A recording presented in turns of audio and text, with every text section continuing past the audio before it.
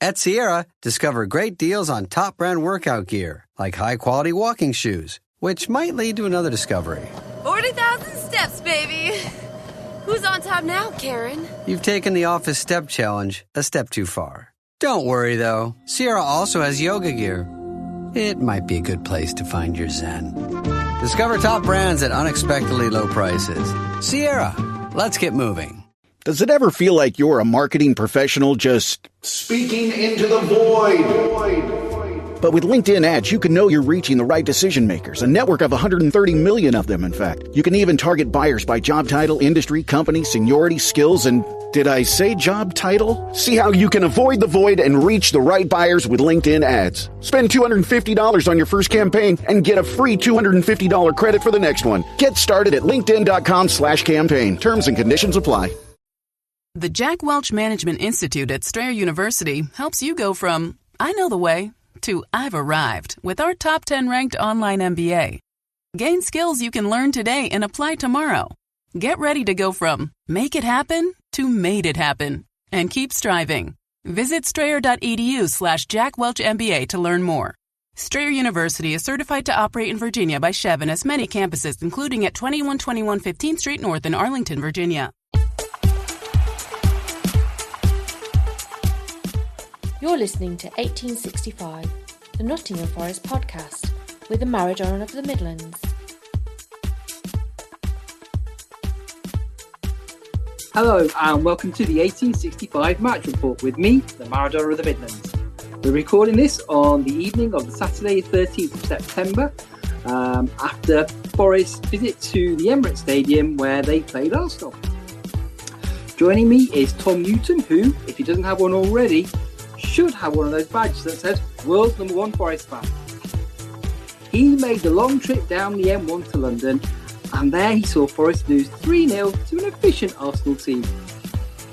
A spectacular goal from Martin Zubimendi gave the Gunners, was it Gooners? I don't know what they like to call themselves these days. Anyway, one of those, a half-time lead, and second half goals from Gyökeres and Zubimendi again wrapped up a routine win.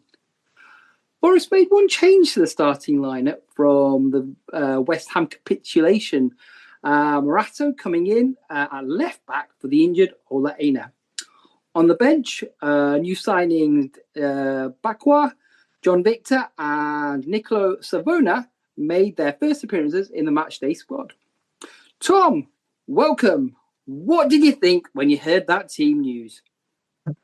Evening. Come out around about quarter past 11.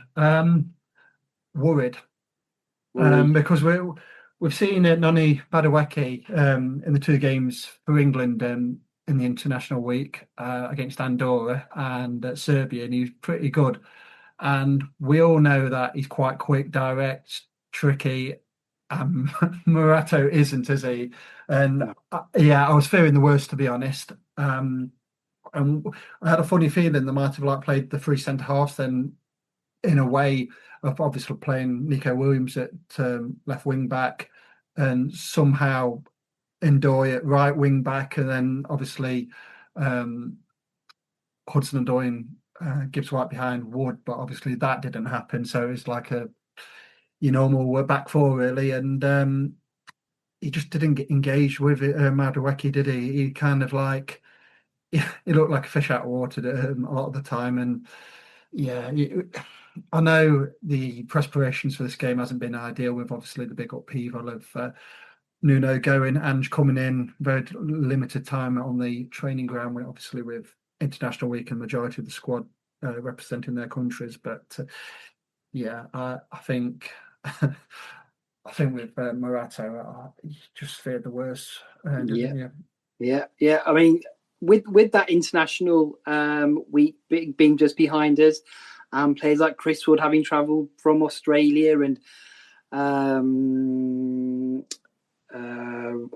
Sangare having come from Africa, do you think there could have been even more changes? I thought they might take the opportunity to bed in a couple of the players who'd been there all international break, been training, people like Douglas Luiz and Savona from the start, just to because they'd been there and weren't so tired. And probably I would maybe even start with Igor Jesus up front.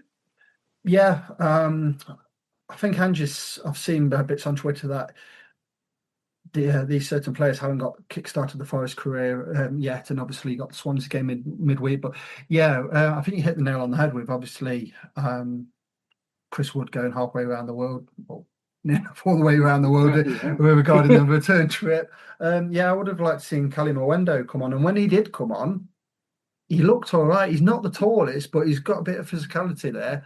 And on another day, it might have got any consolation. But yeah, I just think Wood, he didn't really offer a lot. I mean, the balls weren't coming into. There was one in the first half, for example, where he could have just dropped into the space. I know it's not his game, but dropped into the space, and I think it was Gabriel who just like mopped it up. And you're like thinking, I don't want to criticise Chris Wood. I'm not getting at that, but I'm like, just give us something. We're not going to see much of the ball at Emirates, but it's not his game. I think I've probably said it more often than anybody else. So if he's not scoring goals, he's not really offering much else to the team. That's what I thought. Maybe Igor Jesus, he's sort of well known for holding the ball up and running the line himself. This would have been the ideal time for him to come in, and for him not to even be on the bench was a bit of a surprise for me. Anyway, but I thought the first 5 minutes we started quite well, didn't we? We were knocking the ball around quite nicely. Yeah. It was a decent start, bit of confidence with the ball and everything. But then after the first 5-10 minutes, Arsenal got into it as they normally do. And obviously Madueke had I put this on as a tweet that first 10 minutes, Madueke had Morato on toast, didn't he? And the only good thing for Morato today, Murillo going off, because Murillo he got injured because he was covering Morato. It wasn't Morato's fault; he got played at left back. We all know the limitations, and obviously Callum Hudson-Odoi, he's not really going to help in defence. So a lot of the time, Anderson was going over there, Murillo was going over there, and Murillo was our best player, I thought, until he went off. I thought he was brilliant, and as soon as he went off, it was kind of like. Well, Morato went centre half, then obviously Nico Williams went into his familiar left back position. Then Savona come on, and I jokingly said that in the first 10 minutes I've seen enough from Savona to say he's the best Italian we've ever had. But if you can't laugh, you cry, wouldn't you? So, but yeah, we'll touch on the goal in a minute. But I think after that first foul, there was a foul on Ndoye after about 4 or 5 minutes. It was a clear foul. I don't know how the ref didn't see it. On TV, they actually showed a big rip in the back of his sock. And that sort of just flipped the momentum a little bit for Forest. That got Arsenal into the game. And after that, it was sort of what you'd expect going to the Emirates, playing against Arsenal, them having lots of the ball, sort of creating half chances around the box. The only real clear one, I was very comfortable with most of it, but the only real sort of clear chance they had was when Marino got a shot in, and Sell saved it. That was just afterwards, about 5 minutes just after that foul, and that was a hairy moment, wasn't it, Tom? Yeah, brilliant save by Matt Sells. But yeah, you just thought at that stage that Arsenal just turning the screw. They were getting a lot of set pieces, and Arsenal have been very good, haven't they, over the last few years of obviously set pieces, and I thought Forest dealt with it quite well. There was like a succession of corners where you're thinking, all right, they've got another corner, but Forest have dealt with it pretty well. But then it was one corner too many, and I initially thought Chris Wood did okay. Obviously getting his head, but as soon as it went to Zubimendi, he's absolutely cracked it in, and it's an unbelievable shot. But I'm thinking if it didn't take a flick off Murillo, because it wasn't right in the corner, was it? I think Sells could have saved that, but obviously when he's hit that ball so sweet, he's got no chance if he's taking like a little nick off Murillo. And but to be honest, I don't want to be like negative or anything like that, but it was coming. I think if Arsenal didn't score that goal, it was only a matter of time before they would have scored, because they were like pulling us all over the shop. Obviously, they're getting a lot of success down their right, our left, and then obviously Murillo going off. But yeah, well, then we had that chance at the end of the first half, didn't we, with Gibbs White, which I've not seen a replay of it, but some Arsenal fans sent on the tube back to Cock Fosters were basically saying Gibbs White should have done better, but we all know that his finishing is not his forte. Yeah, it was. I mean, that was right at the end of the end of the half. Just going through a few of the facts. So the goal was after 32 minutes. as you say, a spectacular volley by Martin Zubimendi from the edge of the box. Maybe we could have had somebody closer to him. I'm not sure. I don't know how the setup is. I'm sure the set piece coaches know better than me. I think Arsenal actually set up like that. They were basically like, let's crowd the box and just keep some, because nobody was on the edge of the box in a Forest shirt. No. Kind of like, well, let's put a bit of pressure on them, and then they're bound to head it out. And head it, Chris Wood heads it right to the edge of the box. And yeah, like I says, it's a clean strike and everything. But yeah, like I says, if it didn't take that nick off Murillo, South might have saved it. Yeah. But it's all ifs, buts, and maybes. Yeah. The other notable thing that happened, Martin Odegaard went off injured. He looks like he's fallen on his shoulder and has done that. And I think he did that in the first game of the season against Leeds as well. And Nwaneri came on for him. Murillo went off after 37 minutes. And as we mentioned, Savona, not Savannah. So there's too many vowels in his name. Nicolo Savannah came on and made his Forest debut after about 37 minutes. I thought the team looked a little bit more comfortable then, because we weren't with Morato at left back. It eventually dragged Callum Hudson-Odoi backwards as well. We sort of lost any sort of attacking impetus we had. Gave us a little bit more balance, a little bit more threat, and that sort of culminated in our only real chance right at the end of the first half. It's a nice 1-2 with Gibbs White and Chris Wood. It was. I thought it being tackled, Morgan Gibbs White, and on first viewing, but he had a shot. But I think it's just the pressure of like having 2 or 3 players sort of challenging him meant he put it wide. But yeah, you probably did want him to hit the target there, really, a player of his quality. But as you say, finishing is not his forte. Anyway, all that meant that it ended 1-0 at half-time. The 1865 Match Report.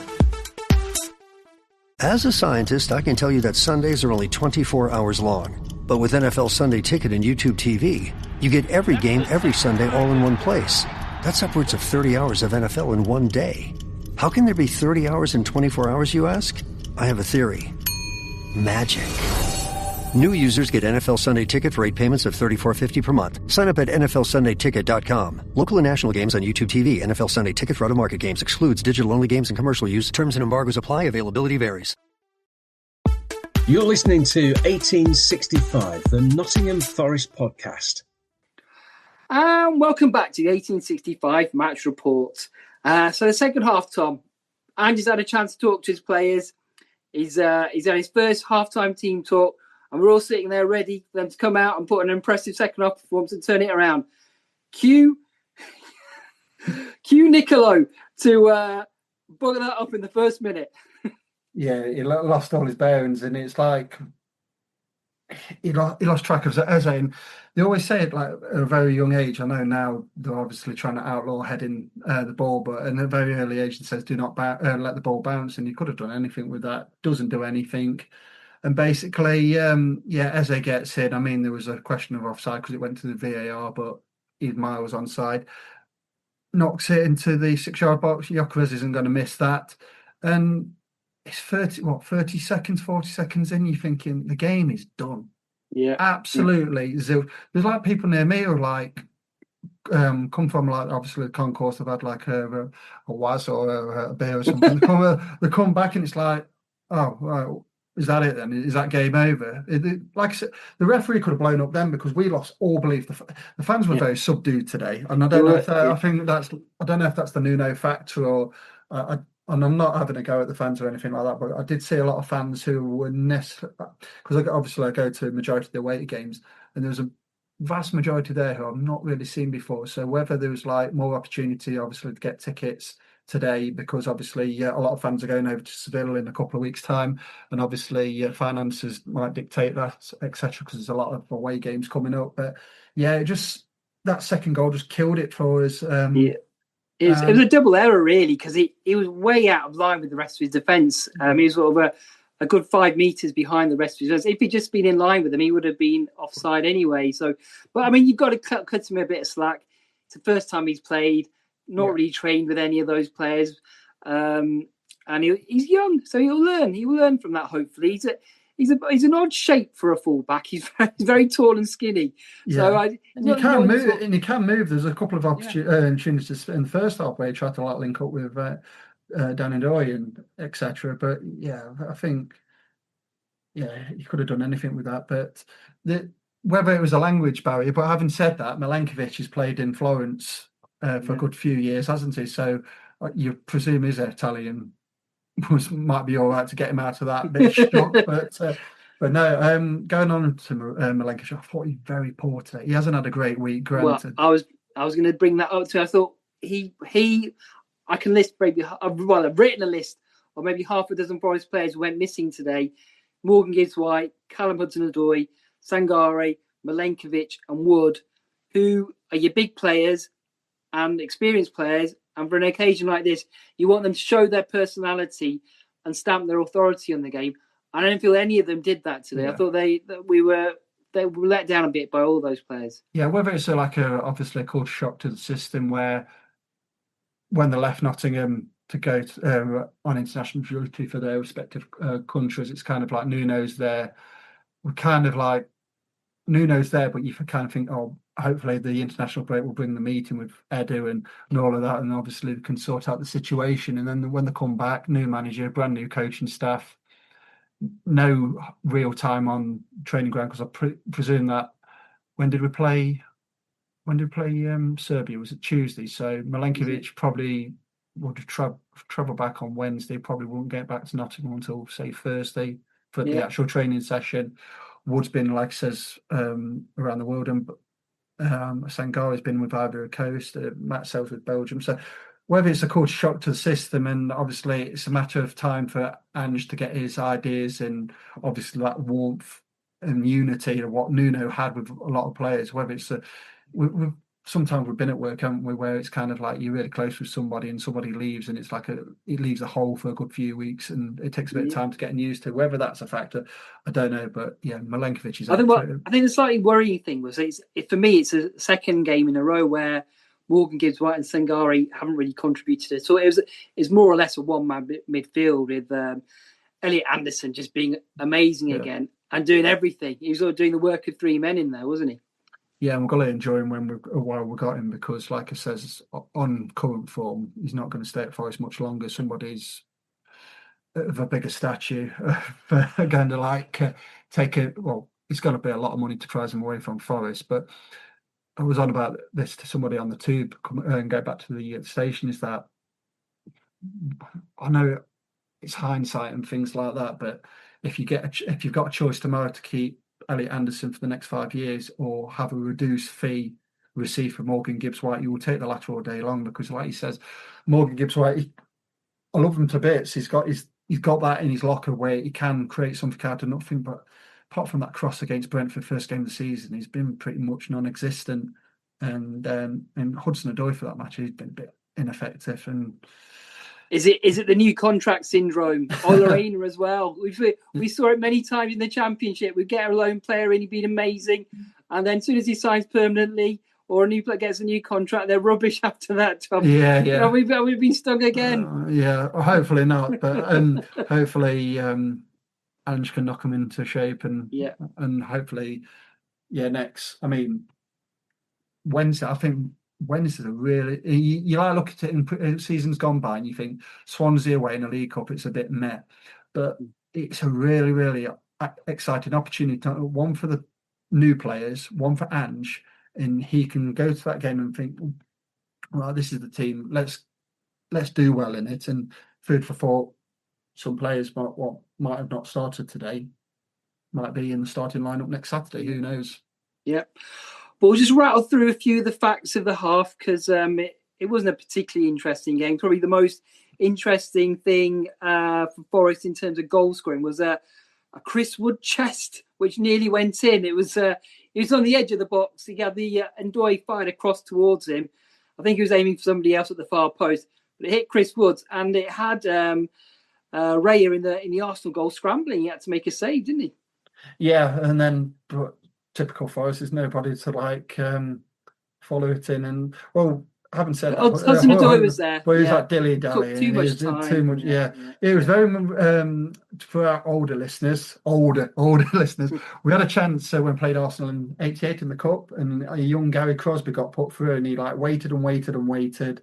And I think Nigel Winterburn slid in, and the chance had gone, and then obviously Paul Wilkinson flashed wide. So it was like he wanted too much time, and obviously, yeah, they got it clear, and that was probably our best chance, really. Yeah. The only other things that happened was of interest after 60 minutes. Kali Mwendo and Bakwa came on for Wood and Hudson-Odoi. And after 73 minutes, Yates and McAtee came on for Morgan Gibbs-White and Sangare. I think Bakwa was probably the most impressive out of the four, wasn't he? It showed a bit of something about him. Yeah, apart from Anderson, Bakwa and Kali Mwendo were the only other two positives for Forest today.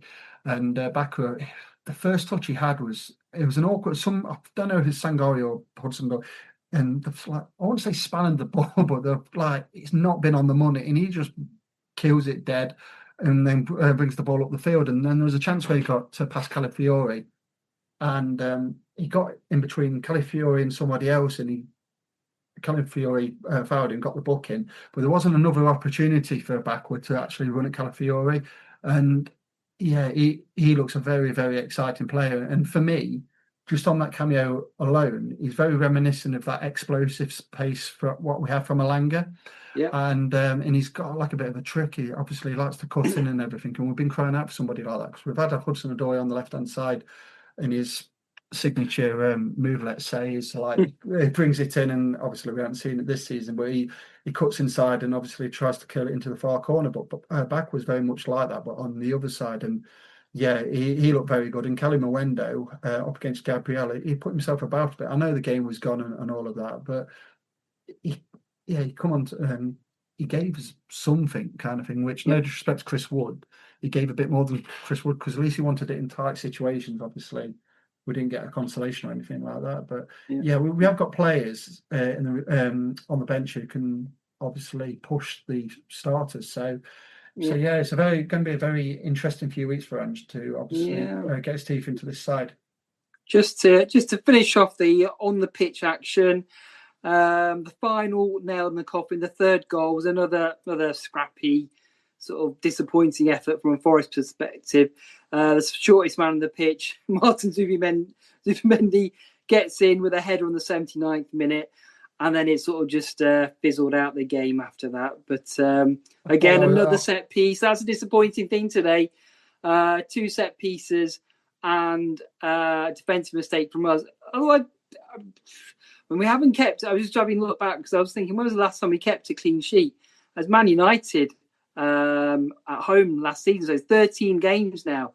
We haven't kept a clean sheet. So I think Fulham were the only other team with a long run like that, and they've managed to keep one today.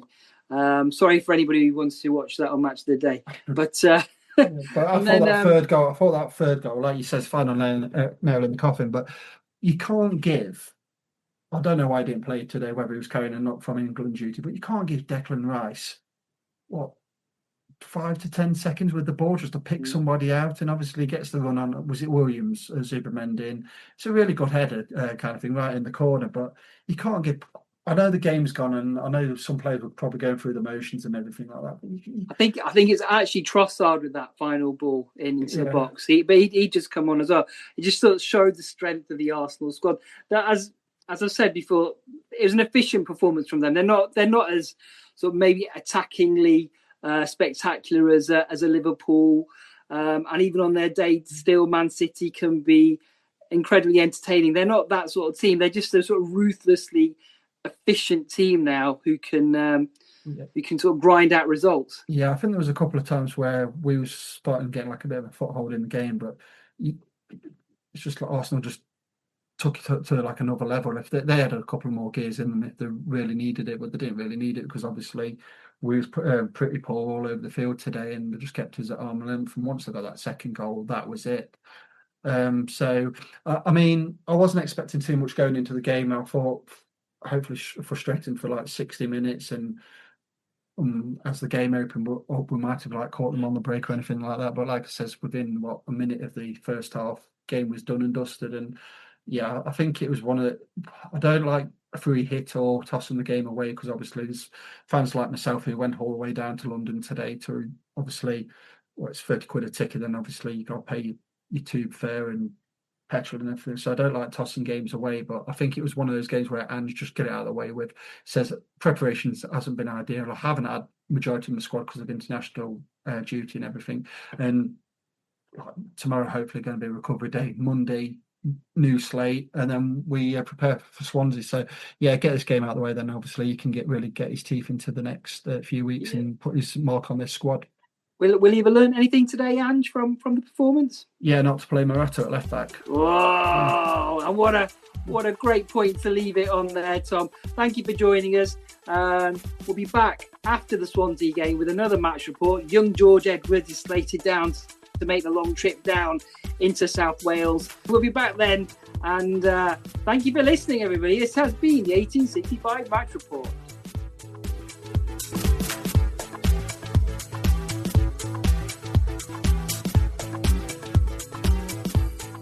You've been listening to 1865, the Nottingham Forest podcast.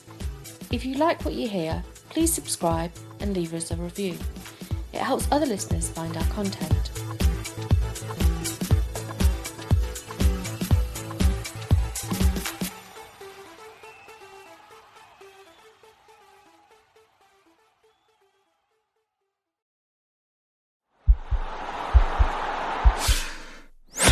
This podcast is part of the Sports Social Podcast Network.